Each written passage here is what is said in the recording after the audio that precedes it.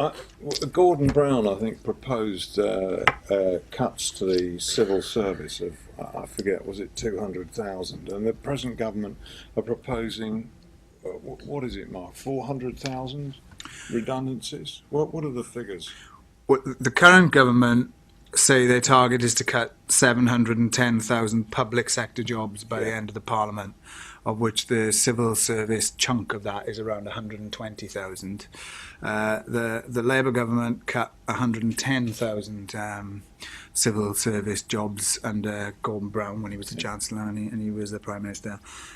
If the coalition cuts take place, the civil service would be proportionately smaller than at any time since it was created in terms of a yeah, modern sense. yeah. And Christine, does your union face redundancies, or is it simply an attack on terms and conditions? Well, of course, one of the problems, and I absolutely agree with Mark, that what the coalition were able to do in terms of education policy was they were able to walk into power and carry on with much of what the Labour government was already doing. So the privatisation, Labour sometimes called it marketization, but the privatisation of the education service, which is happening with academies and now with free schools as well, is just exactly a read across from what Labour was doing. So the problem is that now there is such a fragmented landscape in terms of schools that there is already some localised pay, which is something that we might come on to. So it's hard to have a picture of what the cuts are looking like. But what is absolutely true, and this plays to what was being said today about special educational needs, is that where local authorities have had money cut, and they were top sliced in order to create enough money so that there would be money to create free schools. I mean, they just took money out of the public sector and gave it to people who want to run free schools. There are enormous numbers of centrally employed jobs that have gone. So these people are people like education psychologists, speech therapists, people who do all manner of behaviour support work, which was actually what I did as a teacher just before I came into work for the union, people who deal with children with dyslexia or other reading difficulties. Those jobs have, for the most part, been cut at local authority level. And so when the government today, talking about special educational needs, is talking about giving parents or carers of children with special educational needs, giving them a personal budget in order to provide this support for their children who are very often the most vulnerable children, not exclusively, but very often are the most vulnerable children. They will actually be having to go out and buy a service, frankly, from a bunch of consultants and who knows who, from the private sector, because there will be nothing left centrally in local authorities in order to provide that. And it's really interesting to me that there's now some general talk around all of the parties about the need to create a middle tier. Now, didn't all of us who work in the public sector think that the middle tier was actually local authorities? So it's a really interesting example of completely demolishing something and then calling it something different, most of which will be privatised, and saying this is a lovely new shiny idea and how much better this will be. So we have lost a lot of jobs, Yeah. but mostly not in schools. Although there are some areas, particularly the Northwest, which has been very badly hit by local funding as well as by national funding, where there have been teacher redundancies. And this is the first time in a very long time that I can remember people actually losing their jobs. Yeah. Well, these political policies that we've touched on so far, of course, predate the financial crash and the response of the European Union and other governments to it. And now we are in a time of austerity. I remember that Sidney and Beatrice Webb said 120 years ago that a trade union could be defined as a continuous association of wage earners for the purpose of defending or maintaining the living conditions of its members. I just wonder whether now, under the pressures and the policies that you are facing, whether unions have got a different role or need to adapt, or is the fundamental role the same, Mark? I think the role's different, and I think it's different for a number of reasons. One, because of the times we live in terms of the scale of the attack that austerity represents. But it's also different for another reason, which is this. The situation we find ourselves in, to my mind, requires that the most essential thing we have in the UK at the moment is a decent opposition to what the government is doing politically. And I start from the point of view that says we don't have that. And I don't offend any Labour Party people here, but I just think it's a plain fact of life that we don't have it. And therefore, if we don't have it, that means the trade unions, I think, have to fulfil a different role. Now, I publicly said on a number of occasions that I think de facto the trade unions are the opposition in Britain at the moment. And what I mean by that is that in my lifetime, and I can't remember when the Webs said what they said 120 years ago, but even in my lifetime, and I'm just coming to the end of my 40s, politics in this country now has shifted massively from where it was when I grew up in the 60s and 70s in South Wales. So what you don't have anymore, it seems to me, is a clear divide between the ideology of the main parties. And what I mean by that is this, not that they're all the same. Clearly the coalition is utterly shameful and we've all got to unite against them.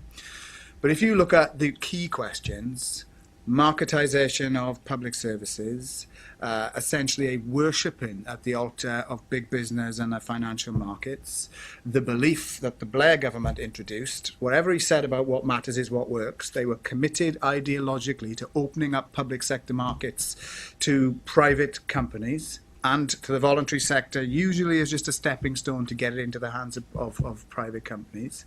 So much so to the extent that when I met James Purnell, who was the Labour Secretary of State for Social Security, and I asked him to explain to me why, when the Labour government were piloting DWP initiatives for welfare into work, why they seemed to obsess about the private sector doing it, particularly because they'd had a pilot where 1/3 was done by the state, 1/3 by the private sector, and 1/3 by the voluntary sector. And the results showed that in every single case in the UK, without exception, the state delivered it best. So when they extended the pilot, they did something really innovative. They said, right, the state can't be part of this. And it was just between the voluntary sector and the private sector, not even the best of three. And therefore, what that told me was didn't matter to them which was best. What mattered to them was opening up a market. And I don't know if you can remember, they brought in Deanne Julius, who talked about an £80 billion worth of markets money to be made in the public sector. I mean, Labour started the reforms on welfare.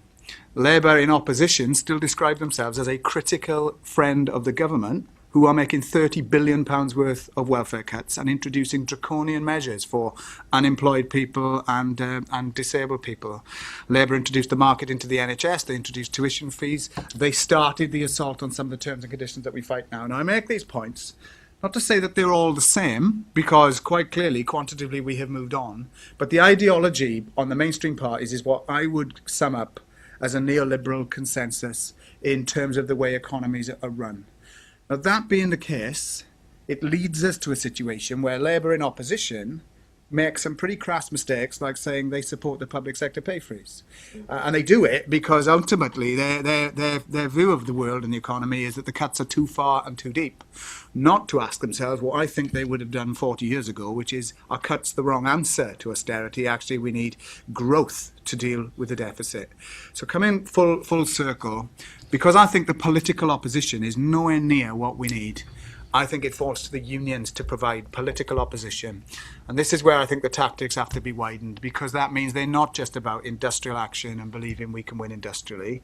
Because the logic is you can win as many strikes as you like, but if you don't challenge the ideology, you'll just move on to the next issue and the next issue. So we need the unions to articulate different alternatives, alternative economic solutions. And to do that, I think it means being more political, but without tying ourselves to one party, is my view. We need to be more combative in terms of the industrial front, and it means we've got to embrace new ways of campaigning through social media, UK Uncut, disability activists, Barrack, National Pensioners Convention. In other words, I think recognising that many of these struggles will not just be about unions, important as they are, they will be us being part of a broader coalition. And the last thing I think, therefore, that means for us is we have to understand that if you're going to be part of a broader coalition, you can't dictate the tactics to other people. And one of the things that PCS does that I'm particularly proud of, and I know Unite does the same, is we have very close meetings with the UK Uncuts and the Occupy movement and others. And the purpose of those meetings isn't to tell them what we think they should do. It is actually to provide them with real logistical, financial and practical support for what they decide to do, showing that we don't believe we've got a monopoly of wisdom, but we can be part of a broader coalition, which means I think we moved on massively from the times when we were seen as just about bargaining on economic or workplace issues as the unions have been seen by many over the years. Is that a common view in the trade union movement, Christine? I'm not sure whether it's a common view in the trade union movement. I mean, I would certainly endorse very much of what Mark was saying there, although I must say in thinking about what I might say in response to this general question, I did think about what my first introduction to trade unionism is. Now, I'm a good deal older than Mark, but my introduction to trade unionism was going to Christmas parties and on summer outings and seeing my mum and dad go to dinner dances, because actually what the trade union movement was doing in the 50s when I was growing up was it was actually more or less the whole of people's lives if they were committed to the trade union movement.